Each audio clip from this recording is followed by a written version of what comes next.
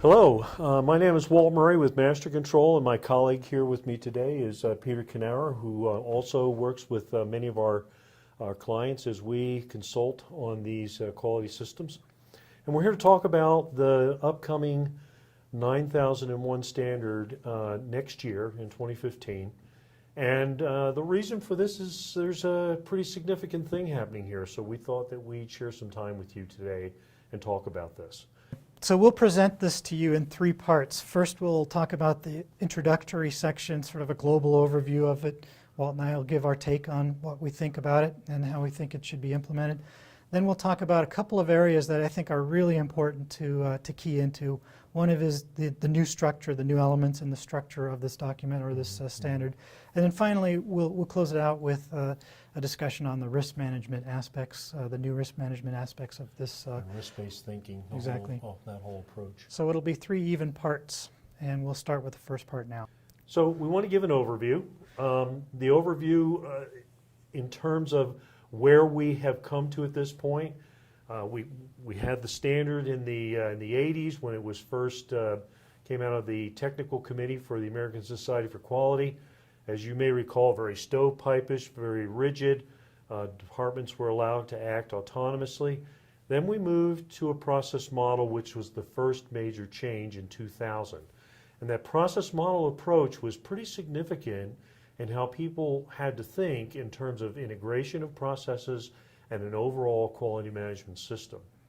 So from 2000 to 2008, we did okay. We had a lot of things that occurred, like process flows, doing modeling of processes, the implementation aspects of your business changed in terms of the quality unit and how it functioned in the quality system.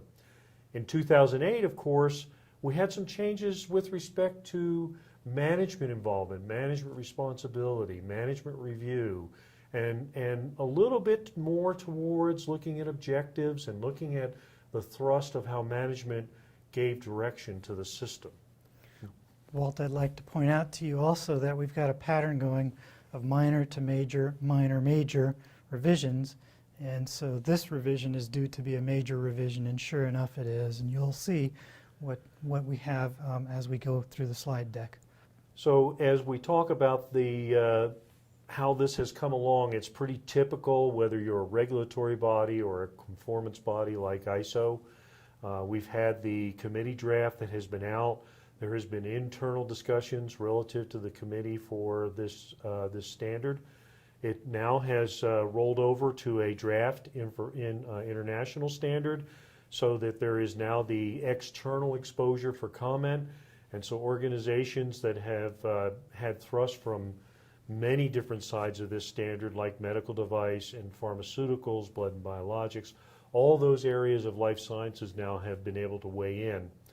So as we move towards the final draft international standard, there's going to be a lot of activity and feedback, and we would encourage that organizations like yours would get involved in looking at this standard and understanding the implications of it. So as we move towards the turn of the year, there's going to be that kind of final condition before the approval of the FDIS occurs. Now, once an FDIS comes about, there are no changes. You're simply voting, they're voting on a final standard as a draft standard. So right now we're in that draft standard mode. Giving input is important through organizations that you support in your industry and whatever forum that you can give comment to. Take advantage of that, okay? Because once they move into the middle of next year, it's going to be a final standard that we're going to be dealing with. And note, excuse me, note that the tentative dates that were published in the original outline of the specification are floating back about 3 to 5 months at this point. Yeah, so we suspect, I would think that this standard's probably not going to hit until the end of the third quarter or the beginning of the fourth quarter of next year at the earliest. Correct. So once the standard is published, you'll have a 3-year transition period from publication, and that will be from 2015 through 2018. We do encourage an early start on this. Now is the time to start thinking about what you need to do to be in compliance with the new standards. And the audit times will be still to be determined. Those are still to be announced. And the only thing I can add to that, Peter, that I'm aware of is that even as we speak, registrars and notified bodies are already out there enlightening different organizations and to the broader quality public that's involved in this, getting everybody mentally ready for how that audit change will occur and how these notified bodies will be involved in that process. So why do we have this update? Well, obviously it's to remain relevant. So a lot of these updates are moving along with the industry as the industry progresses. So that's one of the big drivers here. It's also to integrate with the management systems that are out there. So this is going to, in a lot of ways, supersede many of the existing management systems that are there. It now looks at the organizational management of your organization. So we have to be very much cognizant of that. The foundation is for the next 10 years and beyond that. This is setting sort of a new look forward, ensuring that it sets up for the way that businesses are run in the future rather than backwards looking. And it reflects an increasingly complex organizational environment, let's face it, with combination products and with very complex systems that are out there. These standards have to keep up to date with that. It reflects the needs of potential users as well, so it identifies potential users in the new standard. And enhances an organization's ability to satisfy its customers, really customer focus here. So that's why they're doing it. Yeah, and I think one of the things that's really interesting in your points that you're making, Peter, is that we no longer live in a world where you're from the U.S. or you're from France or you're from South America. This is a standard that truly is reflecting how an international orientation to the standard comes about because of companies selling products all around the world, and that what that means in terms of also with technology becoming more virtual as an organization and not having to sit down in a boardroom and have a meeting for approvals and all those things with technology and those kind of things that are going to affect us. So those are important things to be aware of. So as we move into understanding what this standard's about, one of the things to keep in mind is the nature of its compatibility is designed to work with other standards like the environmental management system. The newer one, which is really going to have impact, is security of data and looking at basically the security of documentation, the movement of it. And also looking at areas functionally that are different, like food safety management, device safety management, and those kind of things. So I think in that perspective, we have a very high level standard here that we're talking about, okay? In terms of the core elements and the transition of the standard, it's going to be the same. So you're going to see a lot of common terms, a lot of common definitions, but a standard that actually works as a kind of a pinnacle standard for others to follow in terms of an organization. We're talking about the explicit considerations for exclusions in the standard. One of the things that we recognize now is because the standard is more holistic, there are several sections that are involved where you can actually look at exclusions explicitly. Right. And of course, being a process approach or process model approach like what occurred in 2000, now what you're doing is you're looking at the integration of processes, and where you have exclusions, you're still going to need to give some semblance of organization as to how you do or do not do those kinds of activities, like do or do I not outsource, do or do I not design, those kind of things. And what kind of an impact does that have on the integration of the system? Right. Now, the other thing I think that's really interesting about this is, and we're going to introduce this is one of the things that Peter and I talked about a lot, is that the standard is explicitly designed to create risk-based thinking. So the whole orientation of our discussion over these next few modules is to really bring you to the point of having a risk-based thought process. And in that regard, this is a very important change. Preventive action, as we have always known it, has been something a lot of organizations have really struggled with. As a matter of fact, as Peter and I do audits and we work with our clients and our prospects, whenever we bring up preventive action, we always get that kind of a deer in the headlight look. And What is preventive action? What is preventive action? Well, the good news is preventive action is dead. The other good news is risk-based thinking is replacing that preventive action orientation. So we're going to talk about that in our second and third segments as we go through this. So there's some emphases that we need to think about here. There's emphasis on performance, value, and intended outcomes. It's customer focus, so be aware of that. There's a de-emphasis, however, on prescriptive requirements and documented procedures. It leaves a little bit more to you as an organization to figure out what to do. So for some folks that's quite interesting and quite works well with their systems. For other folks who aren't so familiar with the ISO standards, that might be a little bit more difficult. But it's also more applicable to service organizations as well. So, and there's also some mindset shifts here. There's the context of the organization, internal versus external, the strategic direction and intended outcomes. So these mindset shifts are in play here. You got to think about interested parties, who are your customers, who are your suppliers, and things like that, as well as the external provision, which is now entirely new on purchasing and outsourcing. Yeah, that last item that you bring up, of course, I think a lot of organizations really do struggle with the extension of quality since they don't have the hands-on and own the production of that product or service that is a part of what they do.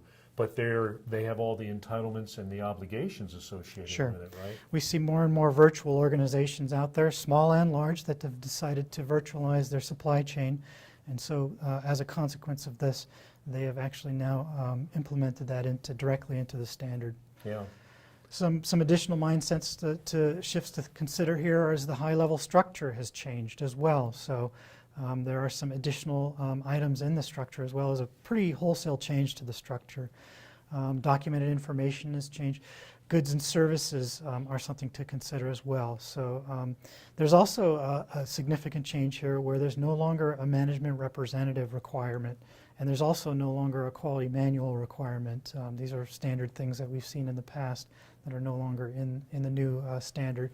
And zero documented procedures. That's huge. That's huge, isn't it? Yeah. I mean, I think when we talk about, here's one of those trip over the rug kind of things where we're talking about what is the difference between documented information and a documented procedure? Walt, I'm scared. You're gonna tell me I don't have a procedure, but then you're gonna have me figure out what to do. How does that work? And I think the thing to relax around this that's really a very positive is the mindset must be process-oriented. You know, activity inputs and outputs, a set of activities in a process working within a system, the objectives for which the system should operate and the direction it should go. So when we're talking about things like not having a quality manual, I just can't, I can't imagine that. I know that all of us there's some real trepidation about saying, Walt, forget the quality manual. That's a big deal. Right. So with ISO 9001, of course, being a bit of a global document with quite a large approach to many different organizations, there are other standards that are implicated here. For the pharma or the life sciences industry, there's 1345, which definitely will shift to the same orientation once 9001 becomes a standard. And even the domino effect there with the ICH, with the harmonization group in Europe, and the effect that a change on a standard might have to things like, well, what does this mean for CE mark now that I have a new orientation for a system like this? And the aircraft industry is also implicated. There's quite a few different downstream documents, if you will, downstream standards that will definitely shift towards the same orientation that 9001 is moving towards now. And I think the point that's made here, Peter, is this to be determined kind of thing. There's still question marks, and that's okay to be in a position to say, uh-oh, what's going to happen next? Because we're going to be in this together, right? But really, Walt, what's your opinion on this? I mean, we know that all of these other standards are going to reflect very similarly to the 9001 They're standard. going to have to. Right, I mean, right. You know, if you look at that first major change that occurred in 2000, that process model orientation. And I really think that, you know, Peter, in some cases, I don't think that the quality conforming world truly has made that complete transition to the process model. No, I'd agree. I think Right. we see a lot of difficulty out there in the field with that. And I think this standard is actually going to be kind of a little bit in that regard, kind of a breath of fresh air to give some insight and some thinking around, hey, it's okay to have a process and not have a rigid procedure. You're going to actually be able to think, make decisions, evaluate risk, and do all those kind of things as a part of the system. I agree. So some take-home messages at the end of this section here. Stay calm and improve upon. So really what you need to do is think about where you are today and where you need to be with this new standard coming out. Calmly think about how far ahead this still is before you have to implement it. Don't Let's- hyperventilate. Don't keep your job. Don't do anything drastic at this point. There's still actually. I mean, I know that there's a lot of work that's gone into these new elements and the structure and everything. But that having been said, there's still going to have to be a little bit of movement back the other way. And so Yeah. I think the point to encourage is to be a part of that. Yep. Seize the opportunities where you have them. So where you're implementing a risk management system, for example, or some other of these new structures that are in place, think about how the new ones will be versus where you're currently at, and if you're making changes to them now, seize those opportunities. Understand some key concepts and intents. Think about ISO 31000 risk management as opposed to 14971, Yeah, which is more enterprise related as Yeah, opposed yeah. to product related. Yes. Practice risk analysis and assessment methodologies. Think about the ones that are best fit for the future as well as your current organization. Conduct situation analyses. Make sure that the context and the interested parties are in play I here. think that one right there is really interesting because for the first time, from an innovative or an innovation orientation or thinking orientation, what organizations are going to have to do is say, okay, we have a risk. Let's look at a scenario around that risk. Let's have a playboard. Let's have do a play stage. Build it as we go. What are the possibilities? So I think in that standpoint, instead of having that parochial, let's do a preventive action today, now it's going to be, let's play this out and see what happens and what are the risks inherent to it. And do we have some innovative understanding around that to make changes and improvements? I think that's going to be huge. Yep. And if nothing else, plan now on your approach to the high-level standards. Make sure that you're thinking about them as you progress along. Yeah, absolutely. Thank you for your time.